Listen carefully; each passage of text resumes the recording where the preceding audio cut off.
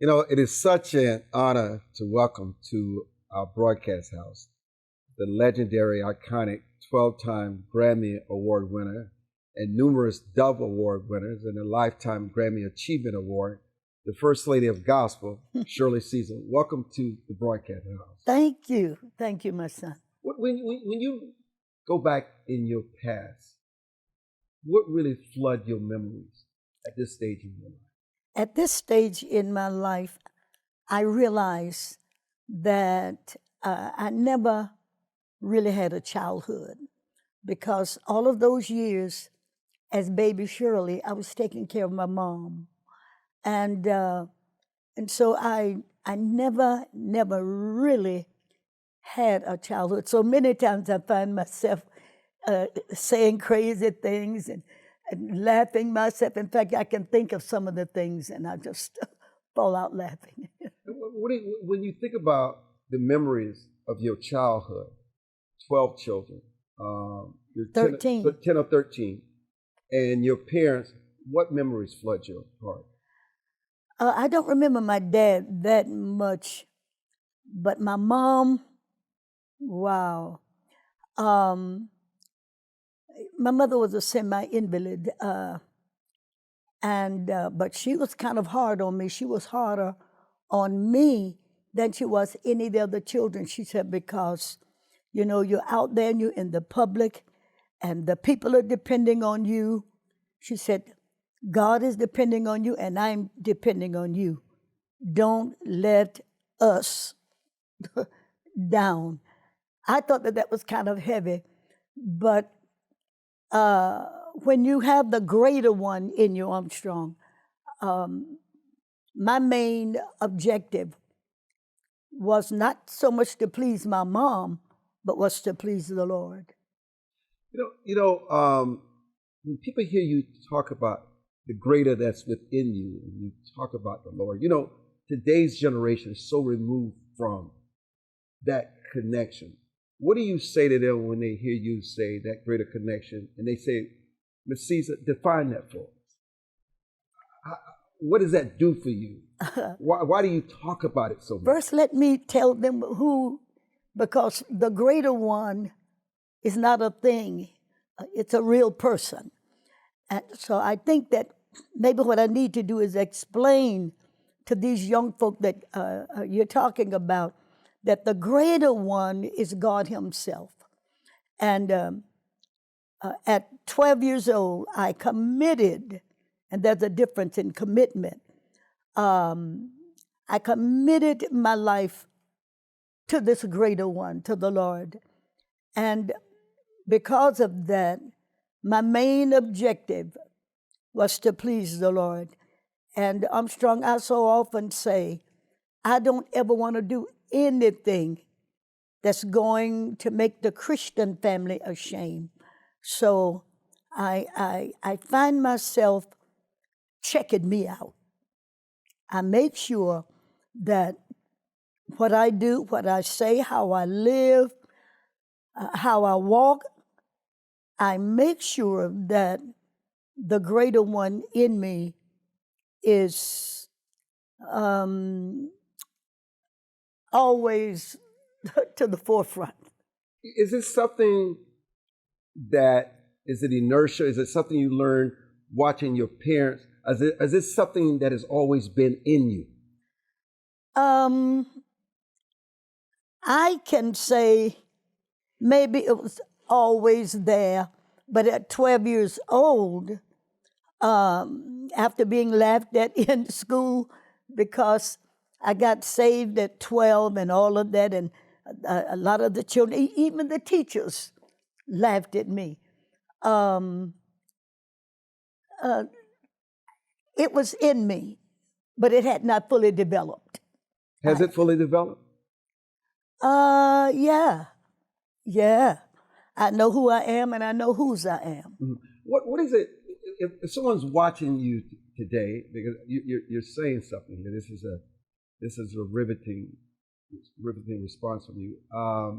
What does it require? What kind of sacrifice? What does it take to serve the greater one? Well, when I got saved, there was no such thing as, we couldn't dress up like this. We could not, we couldn't wear pants. Really couldn't do anything. Couldn't wear makeup. Couldn't wear makeup. But when you get older, you see the need. I see the need. And so, see, when I was growing up, which was a long time ago, you're not supposed to agree, but I'm sure it was a long time ago. It was.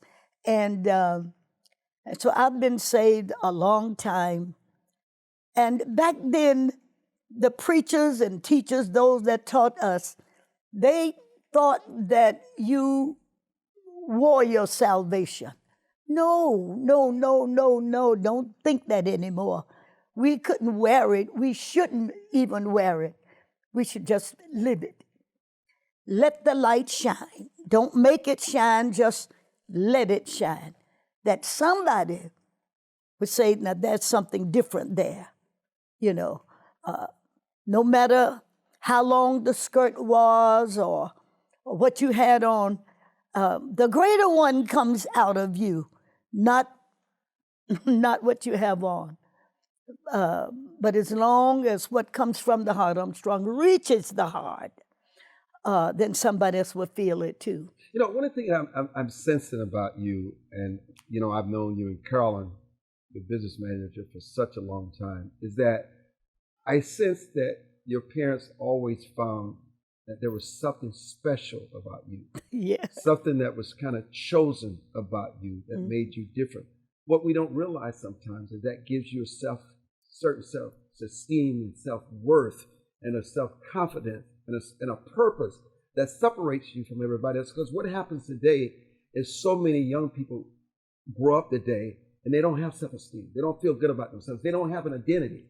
But it seems as though that you've always had an identity at age 12, and that gave you purpose, and you knew exactly where you're not going to learn it at 12, but along your journey, you knew everything would fall in place because you knew you were somebody, and the world would know it soon. Let me just say this, and then I want to double back on something. My sister, one of my sisters, was being interviewed, and she said, we always knew that Shirley was different. That really, it put so much on me. Pressure. Yes. Because I was still missing that little girl that was in me that wanted to come out. Now, you said it was pressure. You never said it was a burden.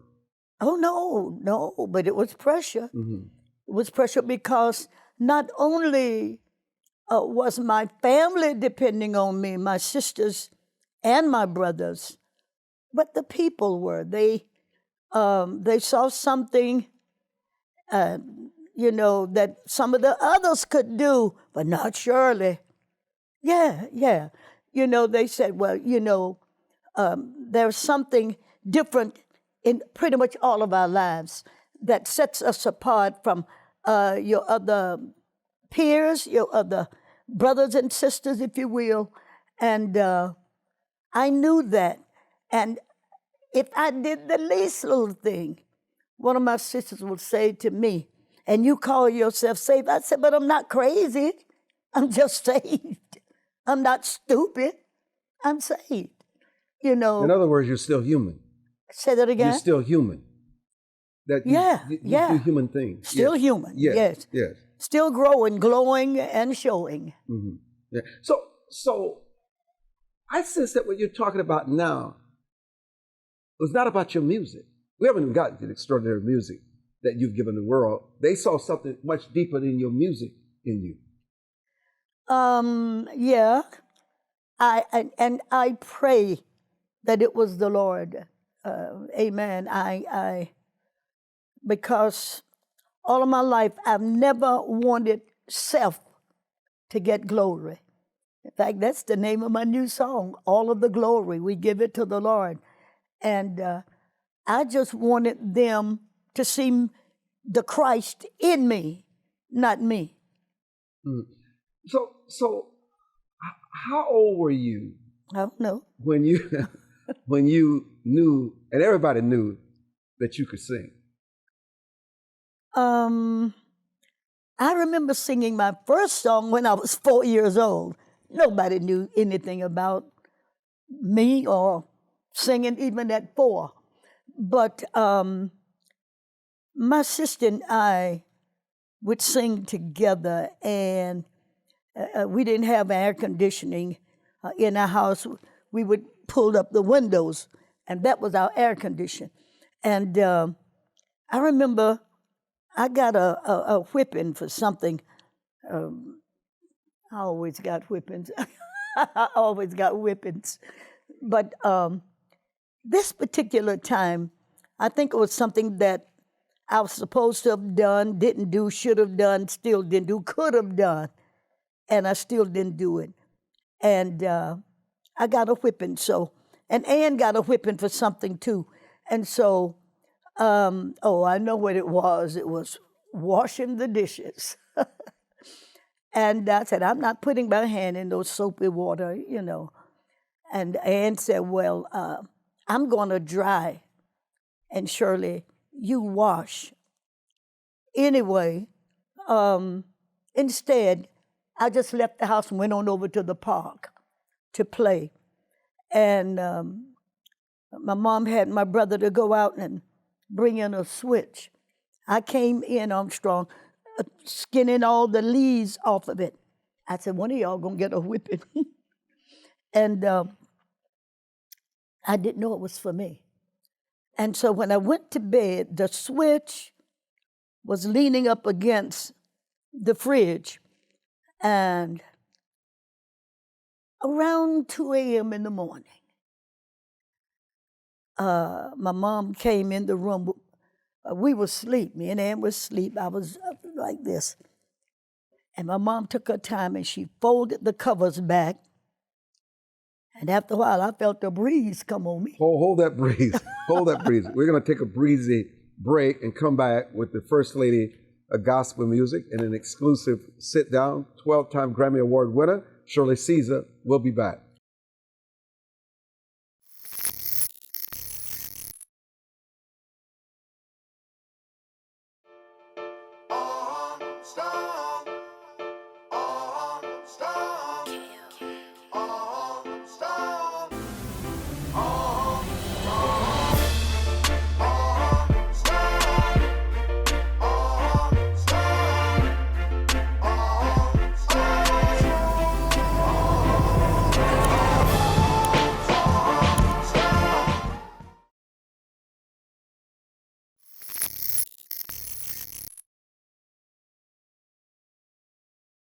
And welcome back with the Queen of Gospel, Shirley Caesar.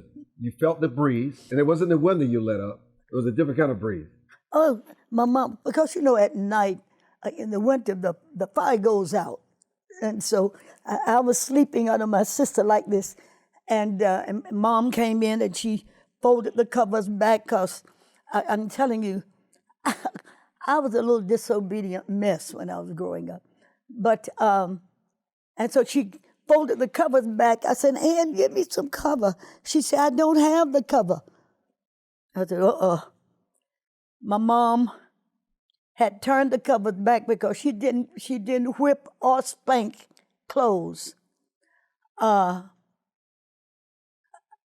She said, Shirley, reach over there and pull the light on. Now, the light was in the ceiling. I know you know about this, with the long cord. Yeah. And so I pulled the light on. I said, Mama, what you doing up this time of the morning? Then she sat there on the side of the bed, Armstrong. She began to enumerate. She began to tell me, and all of the things that we should have done and we didn't do. Went to the ballpark instead of washing the dishes, doing all of those things that we were supposed to have done. And by the time she got to the top of the switch, because she was braiding it, This was way back in the day. And then Mama said, okay, which one of you going first? I said, Ann. I said, Ann, you go first. Ann said, no, you're the youngest. You go first. And so we had this rollaway cart. And I tried to get in it, and it was, Ann ran under the bed. Mama said, I'm not moving. She said, and it doesn't matter to me which one of you come out first, but one of you going to get it. Those old folk back then, they'd make you take all your clothes off and say, run by me, whop. Run back, whop. How long did that whipping last? Until I made up my mind that the little singing that I could do, I was going to sing it to the world. Do you think that's missing in households today, discipline? Well, you know, if you spare the rod, you'll spoil the child. And so many of the young people today, well, first you got to deal with the mothers and the dads, because when children can stand up and talk any old kind of way to your mom and say, I hate you, and things like that. Reminds me of one of the members from our church. Her mother was spanking her, not spanking her, she was tearing her up for stuff that she had done. And, well, now you said you wanted the real meal. So what she did, the girl took some Alka-Seltzer and put it in her mouth so that when she go to screaming, you know, it would come all out of her mouth, making her mama think, you know, Mama, you killing me. And she said, oh, that devil. Oh, yeah, I recognize that devil too. And she did, hey, to answer that question, I believe that some of our children need some spanking, some good spankings. How important, even though you said you didn't really get to know your father, No. how important, though, what you did know was having the presence of a father in the home? You know, I knew my dad was there because he gave me a whipping too. That's the main thing about him that I remember. I got a whipping, and around 3 a.m. in the morning, somehow or another, he had a stroke, a heart attack or something, but he passed away. And you know, for years, Armstrong, I blamed myself for that, even though, because I'd done something, I'm telling you. I threw a rock and broke out a street light. And one of the neighbors heard the lights breaking out there. And she said, Shirley, what have you done out there? I wanted to blame somebody else, but I couldn't because I was the only one out there throwing rocks. And I broke it. And so she called me in and gave me a whipping herself. I said, you're not even my mama. She gave me a whipping. And I said, well, please don't tell my mama, don't tell my daddy. When I was walking in the house, the phone was ringing. And they had told my dad, he said, come to me like you came in the world. I know I didn't have no clothes on when I came in the world. But I don't think I turned out so badly. I think in spite of all of that, I think I turned out good because I remember those whippings. They help. Mm-hmm. So let's talk about, let's go, your music is so unique. I mean, it's just incredible. I watched you during the holidays with Red Lobster doing the means, the greens, and you're still so relevant after so many years. And young people, I'm talking about young people. Yeah, like 3 and 4 years old. And you know what you're doing? You're rapping. I am. Clean rap about food. Does it surprise you? And your music has changed, but you've not changed. No. Why do you think your music has sustained itself for so long? What the Lord just dropped in my spirit is, I think it's personality. And a lot of these questions you never ask. But I think that my personality kind of pulls in everybody, no matter how old they are, how young they are, what race, it does not matter. And they can tell that this is it. I don't know how to be anybody else but just me. So I think that personality is one of them. At number two, a lot of the things that I've endured in my life, it comes out in my music. The tears, the good times, the bad times, it comes out in my music. And so I believe that a lot of the things that I've been through, most people have been through it. They know something about losing a loved one. They know something about eating beans, green potatoes, tomatoes, stuff like that. I know what it is for my mom to put 4 or 5 plates out there and some grits and eggs. And but by the time she would put some on everybody's plate, she didn't have anything left for herself. So I saw my mom go and take the leavings, the leftovers that we had played in on those other 4 or 5 plates, and that's what she ate. And so people can relate to a lot of the things that I've gone through. But your voice is unique. I mean, it is rare in any industry, I don't care what genre it is, that an individual has won 12 Grammy Awards. I mean, it's rare, that you mention your name to anyone, no matter what their generation is.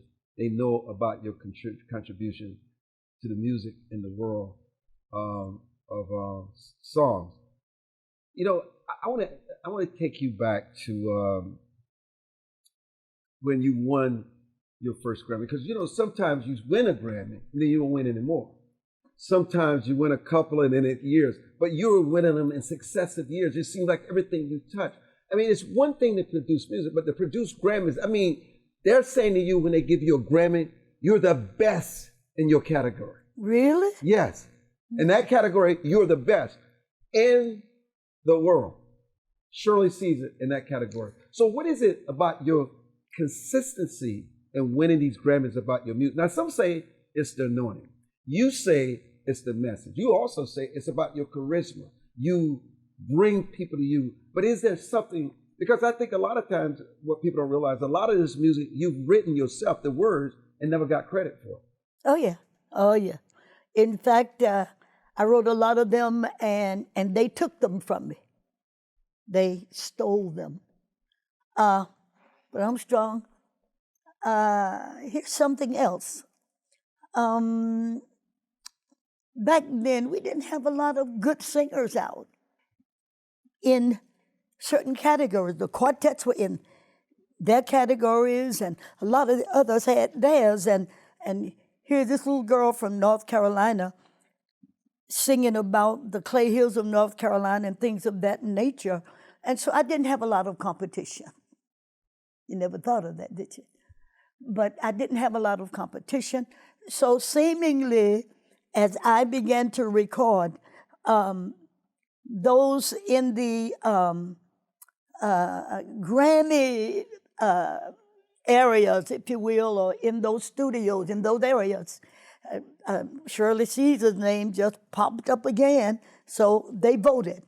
And you win by votes. And I believe that that was another reason, I don't know. Your first Grammy was Go. What was put your hands, hands in the hands. Yes. Yes. What are the things you do so well that people know you for more than anything else? It's how you sing about mama. Now you say you sing about the things that happen to your life, but you sing about mother, and Mother's Day is probably one of the busiest times of the year for you. For me, yes. What is it about, because you're not just singing about your mother, is what I've gone back to listen to your music. You sing about all of us that have those connections with our moms. Mm-hmm. And so what is it about that music for you, whether it's Faded Rose, how long has it been? I Remember Mama. I Remember Mama.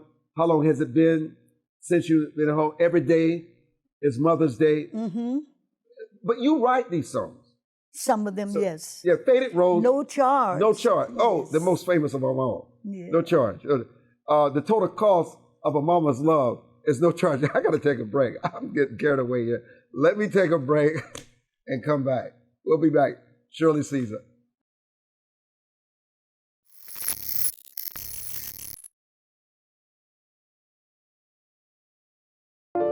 It is easier to build up strong children than to try and repair broken men. The streets are plagued with crime, violence.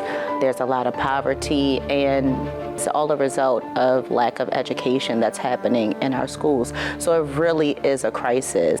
We come from very different political perspectives, but we've come to the same conclusion, and that is there is a crisis in the classroom. Children are being deprived of quality of life because they're being deprived of a good education. We must solve this problem. It's incumbent upon all of us to join hands together to get this done. We can't afford to wait one more day before we address these issues, because every day we lose another child. Let's stop the politicking. Let's stop the games. Let's really do something to give these kids a real chance at life and being a part of that American dream. We need accountability for funding. Many of the districts where you're seeing very low test scores, students graduating with very low literacy and math comprehension rates, they are receiving a lot of funding. So where is the money going where our kids aren't being adequately educated? If you believe every child is deserving of a quality education, please go to educationjusticefoundation.com.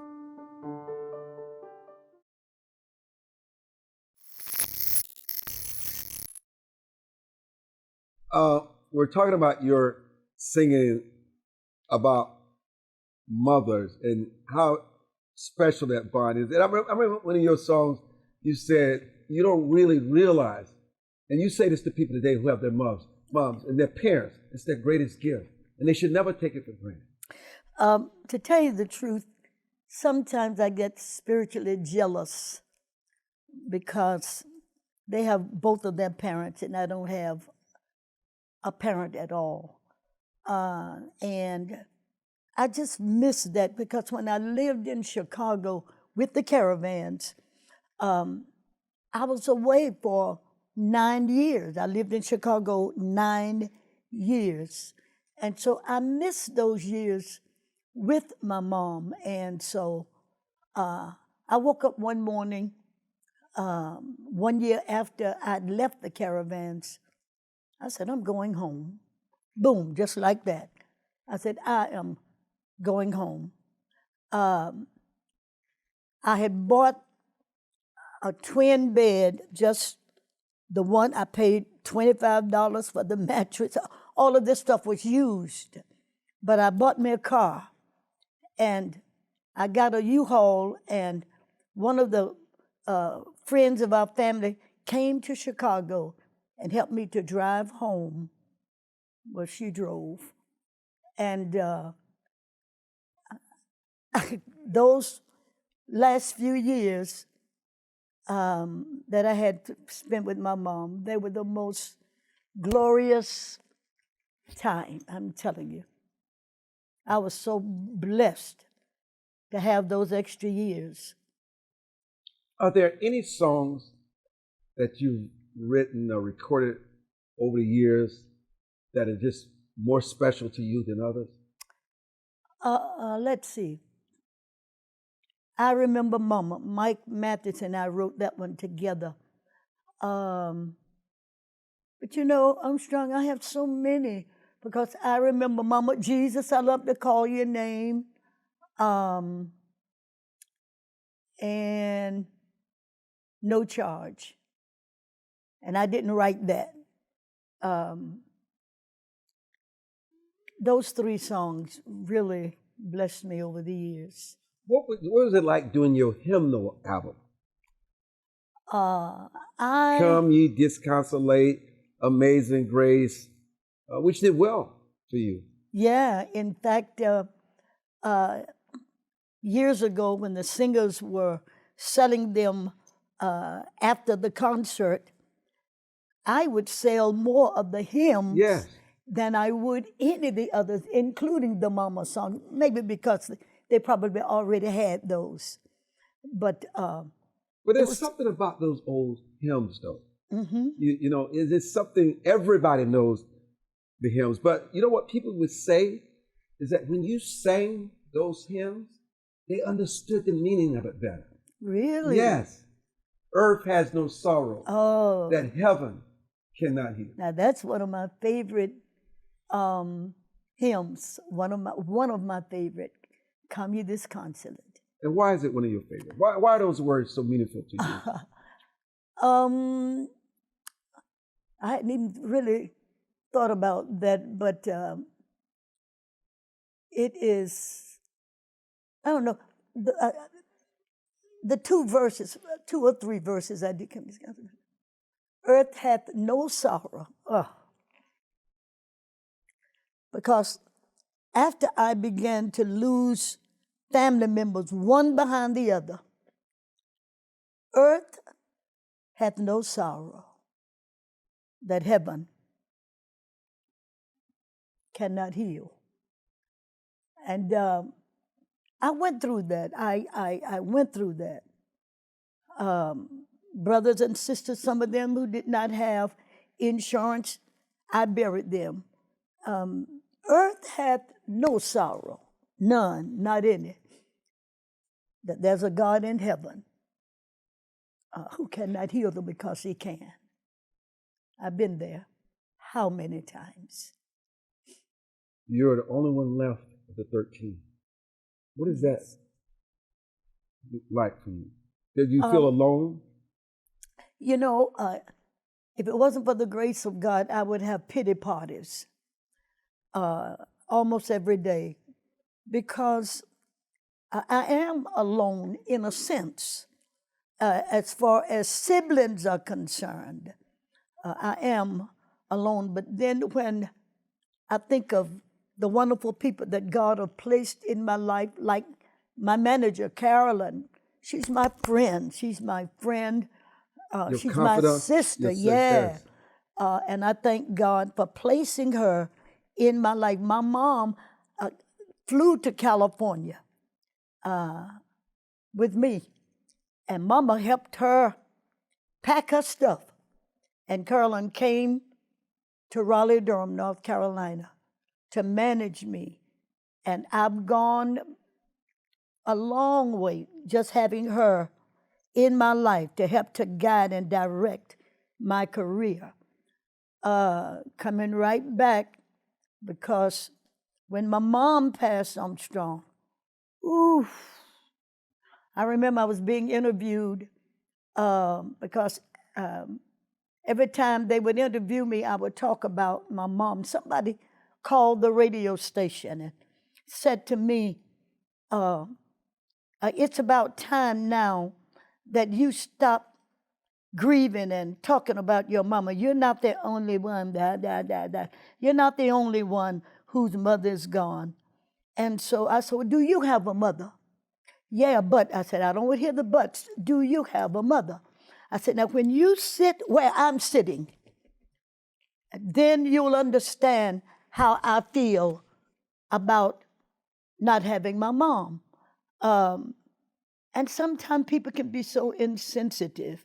You know, she could have just said, well, you know what, while you're grieving, we're going to just keep you in prayer. Anything else but telling me not to grieve. And I told her, I said, and because I had a wonderful mother, a good mother, and good husband too, but by the fact that God blessed me with a good mom, a wonderful family, They're gone. And if I want to cry, I'm going to cry.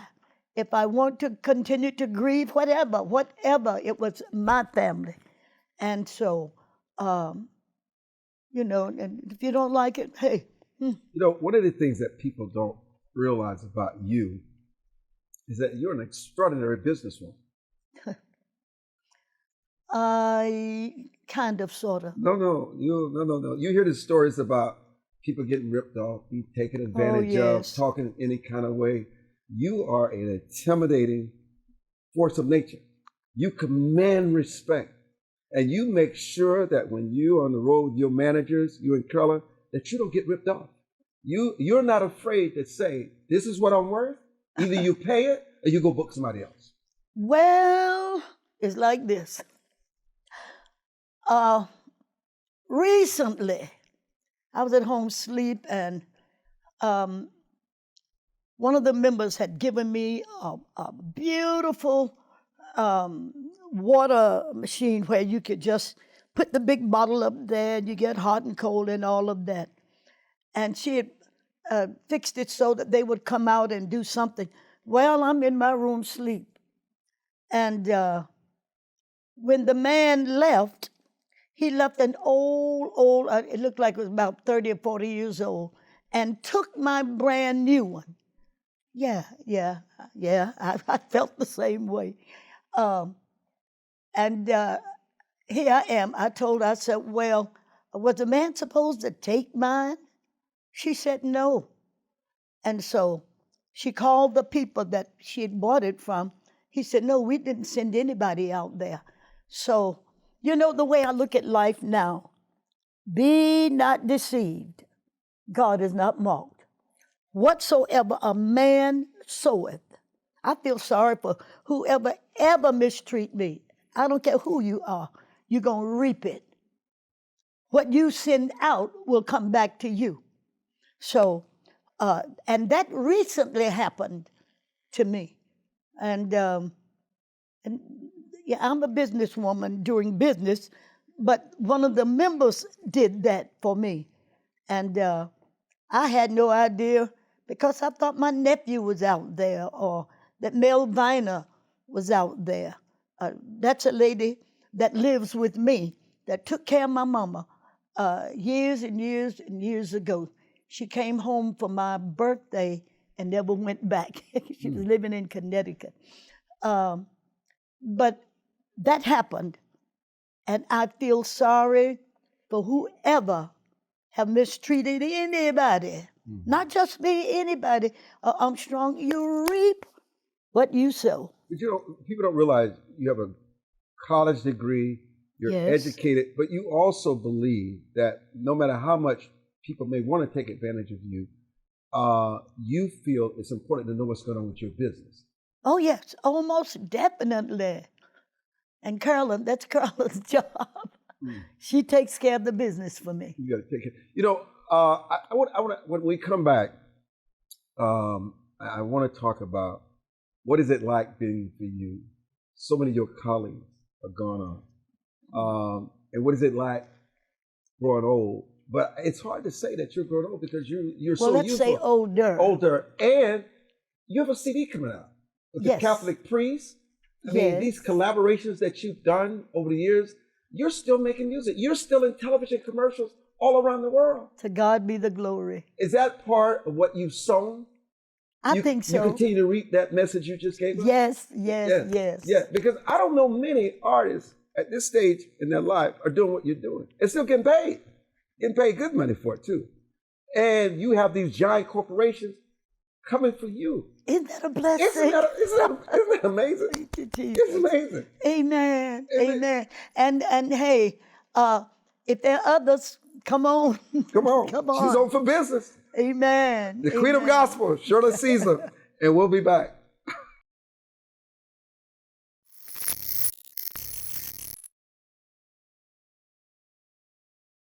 As a home buyer, you need a lender who cares about your home ownership dreams.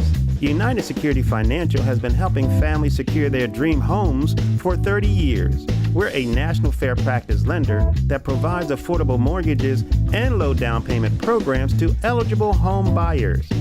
To learn how United Security Financial can help you secure your dream home, call 1-800-373-4186.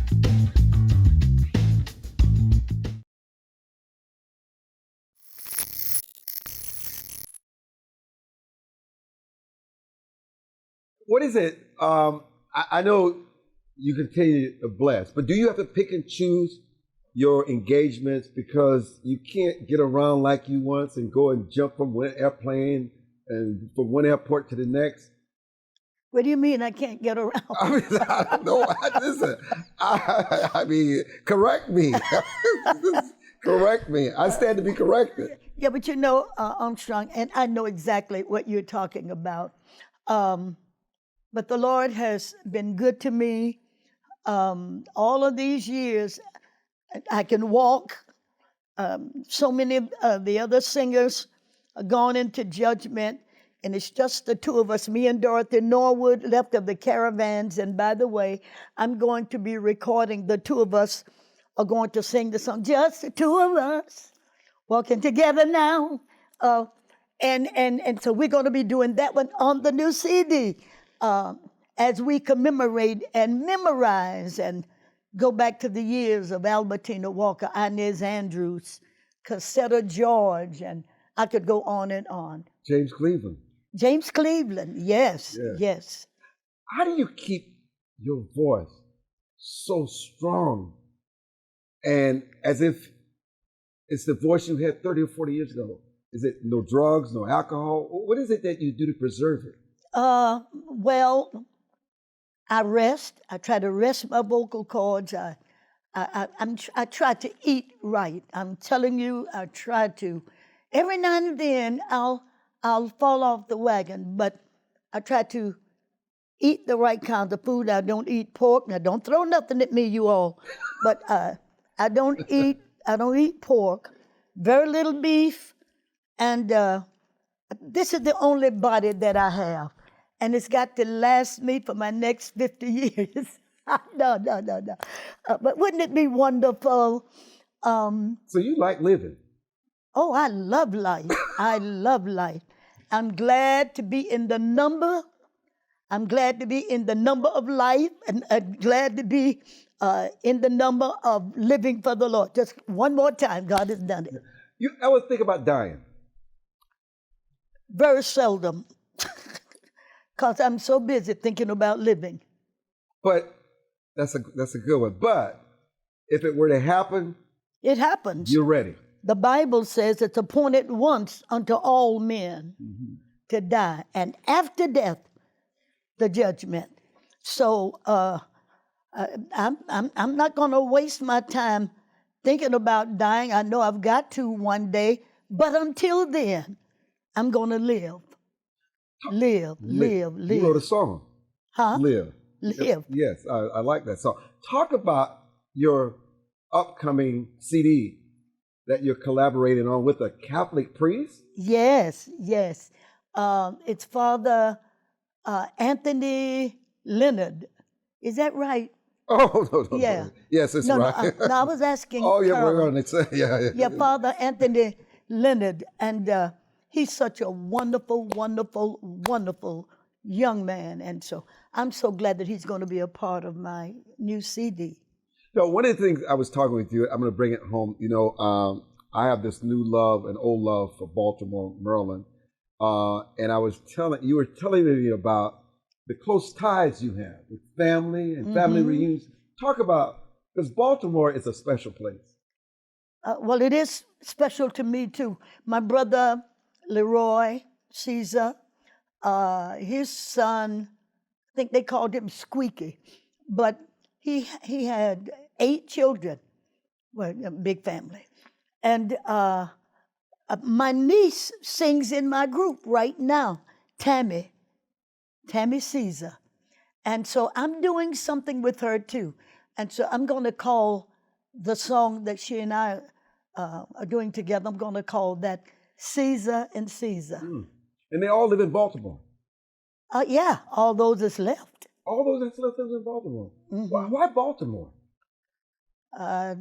Because my brother moved from North Carolina there, And all of his children were born there, so, he lived there.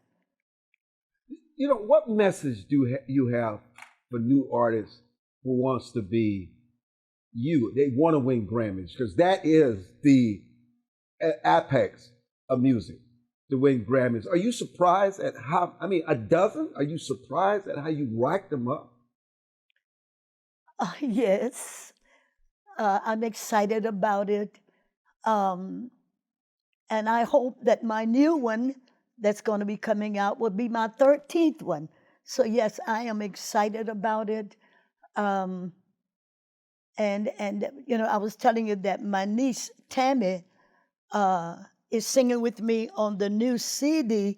Plus, I have one, Take Your Knee Off My Neck.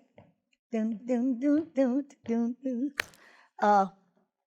That's the George Floyd. George Floyd, that's right. But I tell you one that I really love. I got to tell you, Mother Emmanuel. Oh, yes. Yes. After the Charleston, Dylan Roof killing all of those 9 people. And you wrote. I didn't write it. No, that's right. But you sang. Okay. Yes. And it was nominated for a Grammy. It was? Yes, Mother Emmanuel. Okay. Yes, it was. I keep up with that. I'm going to ask you, I don't want to put you on the spot, but one of the songs that you, that's often requested from you, and I want to ask you why that song is so important, but I know you've given us a little tidbit of your voice, but this is a tough song for you, but I know you can do it. One of my favorite songs from you is His Eyes on the Sparrow. Oh, yeah. That's a good song. That's a good song. I love that one too. Can you just give us a little bit of that? Oh, wow. Why? I sing because I'm happy. No. I sing because I'm free. His eye is on the sparrow. And I know He watches over me. Mama. What does that mean to you? Oh, I can feel it. It means a whole lot to me because He knows what your tomorrow is going to bring. He knows all about it because He sees and He knows. And sometimes I want to say to the Lord, well, if you know these things, why don't you just go on and heal that person? Do A, B, and C for that person. Save that person who's about to lose their home and things of that nature. When we get in heaven, we'll understand it better. So many things happen that we don't know about, we don't even know why. But I declare unto you, the day and the time will come when we will know and we will understand why we're having to go through some of the stuff that you go through. And so you do sing because you're happy, and you do sing because you're free. Mm-hmm. And I am free. Talk about why you're free. Well, it's all about Calvary. That's one, because it was Calvary where He paid a debt that He didn't owe, and I had to pay a debt that I owed. And something else about that question you asked. Give me that question again, because it's something else. You sing because you're happy. Mm-hmm. You sing because you're free. Okay, but you see, happiness sometimes doesn't last if you're dealing with, I'm happy because I got a house, a new house, and I got a new car, and I got this. But there's a happiness in you that the world didn't give, so the world can't take it away. The joy, which is your strength, the world can't take that. And so I'm privileged. I have both. I have both. I have the happiness that the world gives, then I have the happiness that God gives. You know, you said something so important. You just moved me, I must tell you, because things happen in the world. People die all of a sudden. Mothers and fathers say, why was it my son? Why was this person kidnapped and raped? There's such tragedy, such chaos in the world. But you're saying everything will be revealed in time, because time and chance happens to us all. Yes. You want me to talk about it? Oh, yes. It does. It does happen. But keep in mind that the day will come, just as sure as we're sitting here. The day is going to come when I believe I'm going to be with my mom again. I believe that you're going to see your mother, who I had the wonderful privilege of meeting. I just believe that absent in this body puts me right in the presence of the Lord. And I believe that looking over the battlements of glory, I believe that my mom is there looking down on me. She said, you're fighting a good fight. You're keeping the faith. And I see what you're doing. Keep on keeping on, drive on, and live the life and things of that nature. I believe, and this is me, I believe that we're going to see our loved ones again. And I know that somebody is viewing this, and it's all about your hopes and your dreams. And my dream is that I'll see Ann, I'll see Mama, and I'll see Joyce, and I'll see all of my family members again one day. Just keep on living and lift up the bloodstained banner for Jesus. And I just believe that we will. We will. Pastor Shirley Caesar, thank you so much. Thank you. You're going to see your mama again. Yes, and we appreciate you. I understand what we have here. A living treasure, but also someone that brings wisdom, experience, and also hope. Yes. The world needs hope. We can never allow the flame to go out. And you know, if you could see hope, then it wouldn't be hope. When you say, I hope, I can't see it, but I believe it. And believe, put your faith into action. It kicks it right into action. And so I have the faith to believe, Armstrong, that God is going to do exceeding and abundantly and above. More than. I come from a long line of poor folk, and let me tell you something. Everything that I am, everything that I hope to be, everything that He has given me, He blessed me with it. He did it. I had nothing to do with it. He told me to sing, I did that. He told me to minister, I did that. But the blessings came out of obedience. It just comes out of obedience. So I want to say to all of these young singers that you were asking me about, wait on your time. Don't try to outrun God. The devil does not care whether you go beyond the mark or beneath the mark, as long as you miss the mark. So be patient.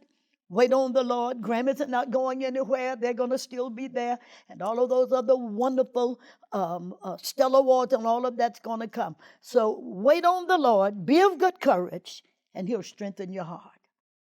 Thank you for God joining bless. us. And thank you for being a part of an extraordinary hour with the Queen of Gospel, Shirley Caesar. I'm Armstrong Williams.